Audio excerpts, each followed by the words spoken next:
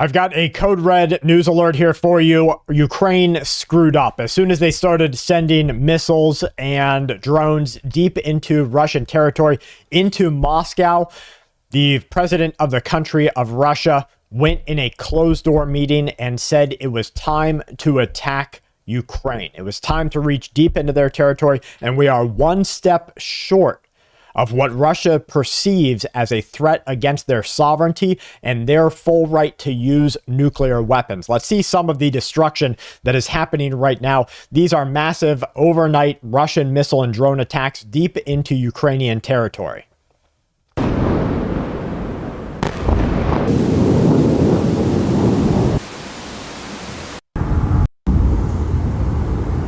Now, folks, these are no small events. This is one step short of nuclear war.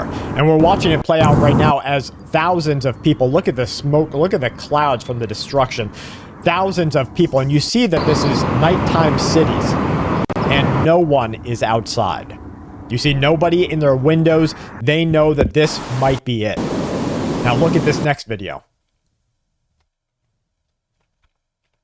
Massive amounts of destruction deep inside of Ukrainian territory. And this is not stopping here. Here's Moscow without gasoline and now without power.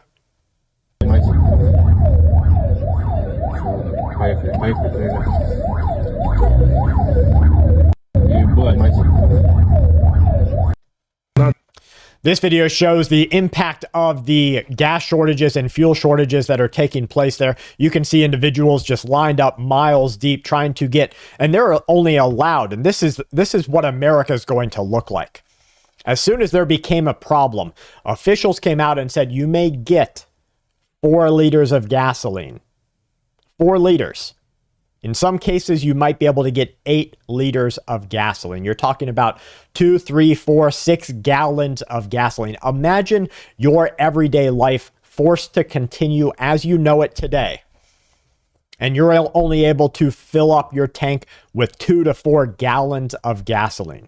Where are you going? You're not going to work. Your kids aren't going to school. You're not going to get groceries. You had better get what you can get inside of your vehicle and evacuate.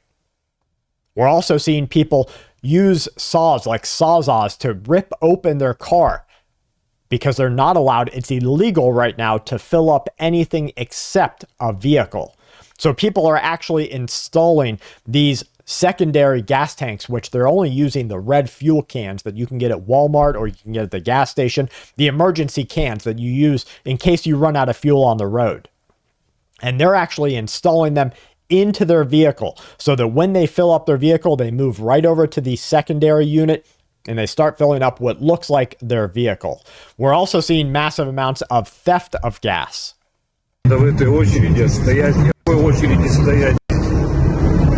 Пока не пробки простоят. Люди на электричках. У нас в Новосибирске я недавно укладывал видео, что нет очередей на заправке. Но некоторые One of the strongest pillars of our partnership. In recent years, Azerbaijan has proven to be a reliable, trusted energy partner to the European Union. Now, the European Union and NATO, they just put out that warning by their intelligence agencies in the last 5 days. That warning said that Russia will be attacking by 2027. Guys, it is July. 6 months left until we hit 2027, and they're saying that Russia is going to attack NATO countries. If a NATO country gets attacked, Article 5 gets enacted, or at least that's how we understood it, right? No one actually used this and tried it because when Donald Trump attacked Iran and said, hey, we need your help, NATO said, well, maybe it'd be better if you guys do that on your own. And we're just going to maybe sit back and watch and see what happens. So what if Poland gets hit? Germany? What if other countries inside of NATO get attacked? Will America come to their aid? What if Russia says, America, if you aid them, we're sending the Satan II missiles to Washington, D.C., Tampa, Florida, CENTCOM headquarters, Dallas, Texas, California, even though some people might say, hey, go ahead. So we are watching the unfolding World War III take place before our eyes. Look at this. This is, I had to dig deep, and I was like, no, this has got to be some sort of artificial image, but it's not.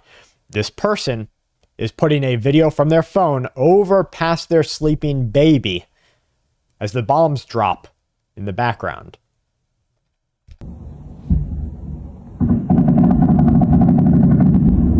You hear gunfire. You see the smoke rising. Now let me know in the comments, are you evacuating? Because I'm GTFO. I am getting the freak out of the area as soon as the attack started. And you might say, okay, well, where do you go, Brad? You already live in the middle of the woods. Obviously, you already have a trespasser issue. We showed that on yesterday's afternoon video. So where do you go? Well, I have a plan for that. My plan for that is already developed inside of areas that it is not worth going to look at. And that's my plan. Here's the president, Vladimir Putin. He's discussing what's actually going on. And I'm going to read. Например, прекращение ударов вглубь территории с обеих сторон, например. И понятно, почему делается это предложение, потому что наши ответные удары вглубь территории.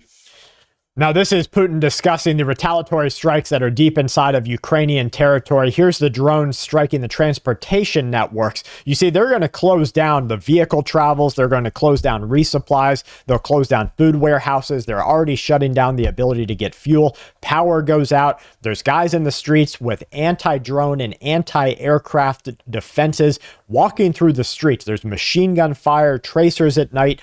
This is all happening while children sleep in their bed.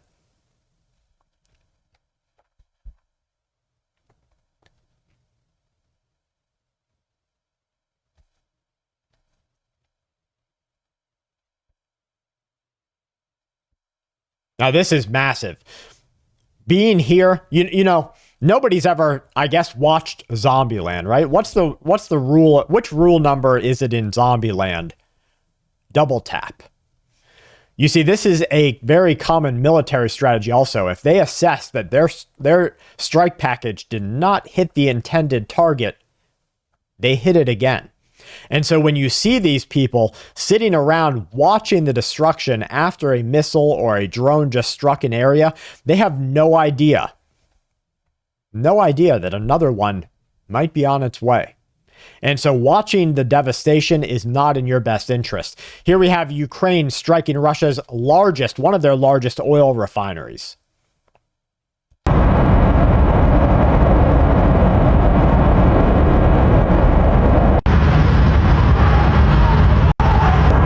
Now you're looking at a 4 to 8 month return to normal at one refinery. If you start to couple that with tens of or dozens of refineries getting hit, gas stations are being attacked right now. We're seeing individual gas stations attacked. And what they're doing is they're using a missile or they're using a more well-coordinated drone system to hit the refinery. Now you knock that out for 8 months.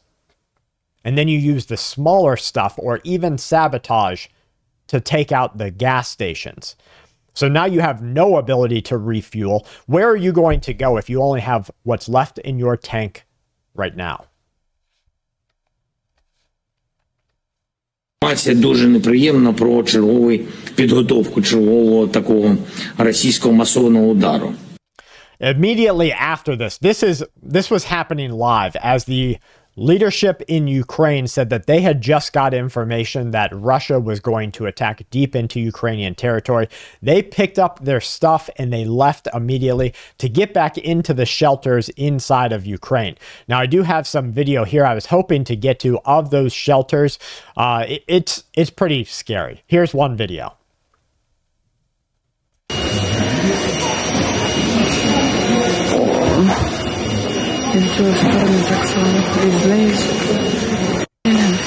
Now look at this video. You've got children sitting there, some of them looking on their phones. A lot of them are scared. Now what we're witnessing right now in real time is a return towards the public saying, take them out.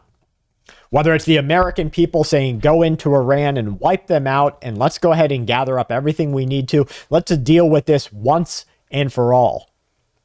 It's nothing compared to the Russians inside of Moscow that just got hit. Russia is not a country that you want to screw with. China is not a country that you want to screw with.